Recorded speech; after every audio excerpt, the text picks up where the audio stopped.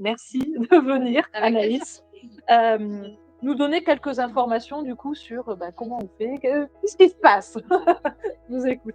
Oui, moi je viens pour parler de l'autopalpation principalement, en tout cas le dépistage du cancer du sein qui se fait on peut en tout cas participer par l'autopalpation, c'est déjà un bon départ. Le suivi gynécologique une fois par an, qui est sage-femme, médecin, gynéco, peu importe la personne la plus adaptée pour vous. Et puis les mammographies, au moins à partir de 50 ans, parfois avant quand il y a besoin, quand il y a des antécédents particuliers. Et du coup, particulièrement l'autopalpation, parce que c'est quelque chose que les femmes ne font pas assez. Comment on fait Comment on fait l'autopalpation? Déjà, l'autopalpation, c'est important de le faire parce que même entre deux examens gynéco, il peut y avoir quelque chose qui se manifeste. Bien sûr. Et ça évite d'attendre d'avoir un diagnostic qui arrive trop tard.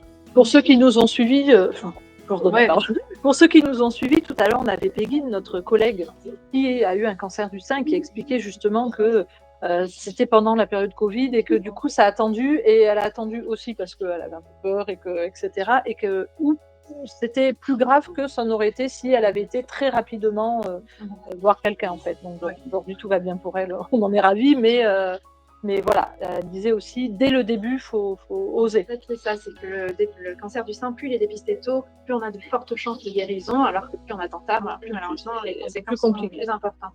Et en fait, la palpation, ce qui est hyper important, c'est de commencer par l'observation, parce que rien qu'en regardant ses seins, parfois on voit des choses qui pourraient peut-être même pas se sentir à la palpation. Donc ça peut être la peau qui change d'aspect, ça peut être les seins qui se déforment, une rougeur, une veine qui grossit.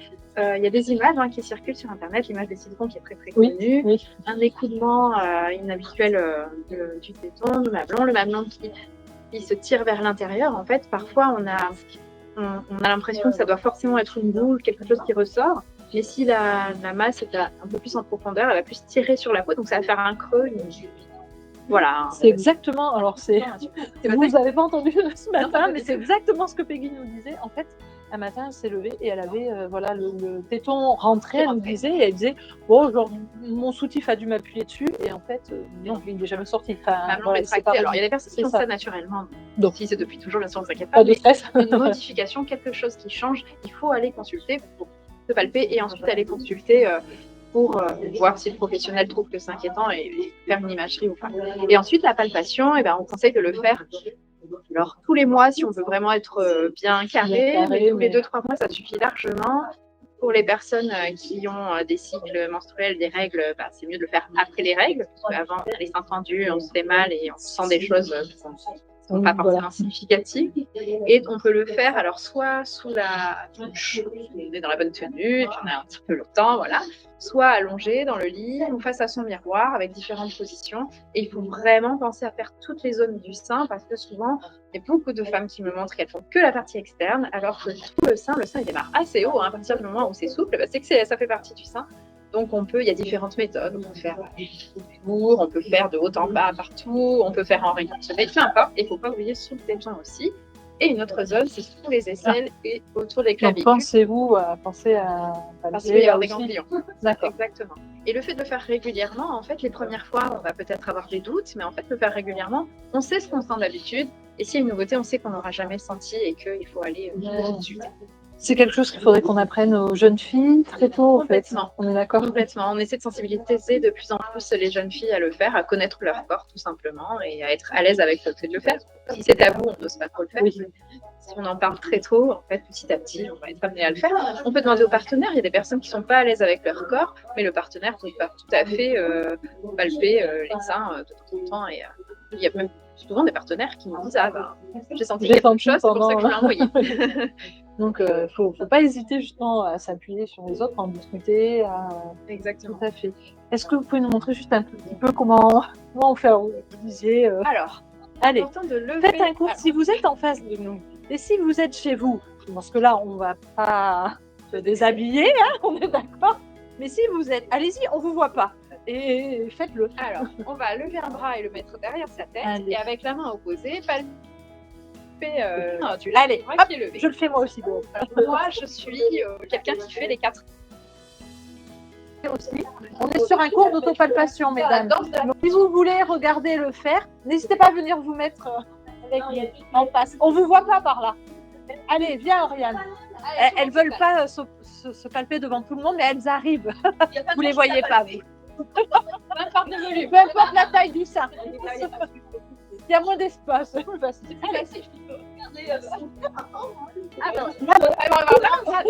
Allez, la main derrière la tête, on prend la main qui est opposée, on va utiliser les 3 doigts, donc pas le pouce ni comment il s'appelle, l'auriculaire, pardon, les 3 autres, et on va faire des petits ronds dans chaque quart du sein. Donc je prends le quart qui est ici et je fais des petits ronds partout. J'essaie de sentir ce que je sens. Alors on peut sentir comme une grappe de raisin, on sent du gras, hein, forcément, c'est le tissu du sein est composé de tissu conjonctif. Comment ça, du gras? La nature a voulu qu'on mette de la graisse ici. Bon, bien, ok, on en sent. Et puis on change de quart, on va dans tous les quarts. Voilà, on va dans chaque quart, on n'oublie aucune zone. On va assez haut sur le sein, parce qu'il peut y avoir des masses assez hautes. Attention, on ne se fait pas peur, on a des côtes dessous, donc les personnes qui sont minces. Ouais, non mais je vous dis ça, j'en vois en consultation. Hein, c'est la côte, vous êtes mince. Donc ça nous arrive voilà, pas à nous. Il y a des côtes, ça c'est normal. Et sur le téton, on peut aller chercher en dessous du téton, aller pincer. On peut même faire une pression pour voir s'il y a quelque chose, un liquide qui sort. Bon là, c'est simple. Si ça sort, c'est Attention, après j'ai une veste. On enlève la veste. Allez, on fait tomber la veste. Oui, c'est vrai. Voilà, et ensuite on va remonter sous l'aisselle. Et aller chercher, pareil, avec ses doigts. On n'hésite pas à appuyer. En plus, c'est sur soi, donc c'est facile de doser si j'appuie ou pas. Et ensuite, au-dessus et en dessous des clavicules. On ne remonte pas dans le trou parce que là, on a pas la même chose. Et voilà. Et ensuite, on passe à l'autre sein. Ça prend vraiment essayez vous aussi. Alors nous, vous les voyez pas, mais derrière, elles ont fait du vélo en ce moment. C'est super. On va faire du côté après. On va faire l'autre côté, mesdames. Elles ont fait, et en face de nous, vous les voyez pas parce qu'elles n'ont pas voulu se mettre à la caméra non plus. On est, voilà, tout le monde est en train de se tripoter. Je ne sais pas comment dire les choses. Mais s'auto-tripoter. Non, mais on devrait inventer une danse de la palpation, je pense. Il ne faut pas nous lancer là-dessus. L'année prochaine, on fait la danse de la palpation. Voilà. Merci Anaïs du défi de 2025. On fera la danse. On vous invitera à venir danser avec nous. Là. C'est parfait. On a aussi la chance d'avoir un buste. Est-ce qu'on peut... alors, le buste, je vais vous le chercher. Regardez ça après. Ouais,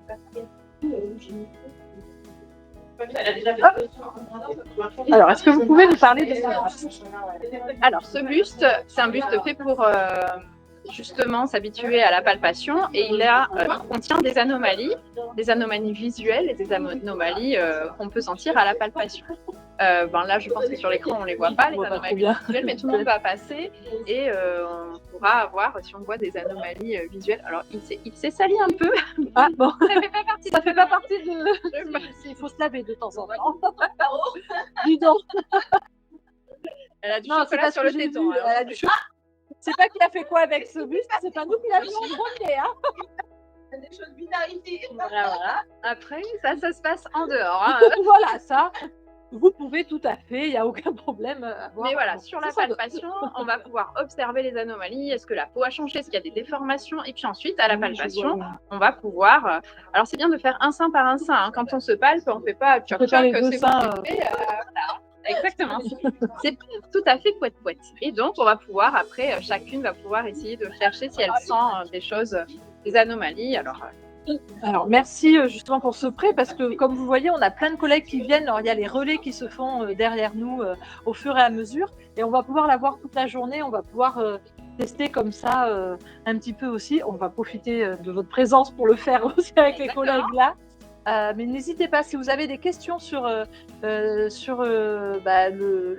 la diffusion, allez-y, posez vos questions, on y répondra. Anaïs est là pour 1 heure avec nous, donc on en profite. On va faire les palpations, nous aussi, voir ce qui se passe et comment on sent les choses. Est-ce que vous vouliez rajouter autre chose? Oui, pourquoi pas. Alors, la palpation, c'est bien. L'autopalpation, c'est très très bien. Le suivi gynéco, c'est très très bien aussi. Et faites-le 1 fois par an. Le suivi gynéco, c'est pas que pour le frottis, c'est aussi pour les seins. Et ça, les seins, c'est tous les ans. Le frottis, non, mais les seins, oui.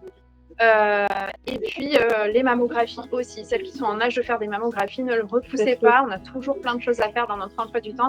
Mais une fois que c'est fait, on sait ce qu'on a, on sait ce qu'on n'a pas et ça permet d'avancer. Donc pensez-y parce que ça peut sauver pas mal de choses. La prévention hyper importante, je refais et je vais le faire sur les 24 heures.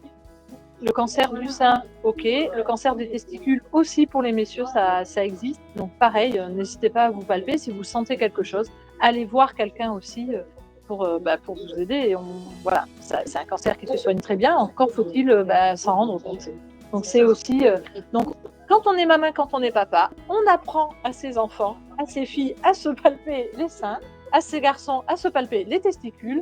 C'est hyper important. À connaître son corps et voilà, pour éviter justement malheureusement des prises en charge tardives.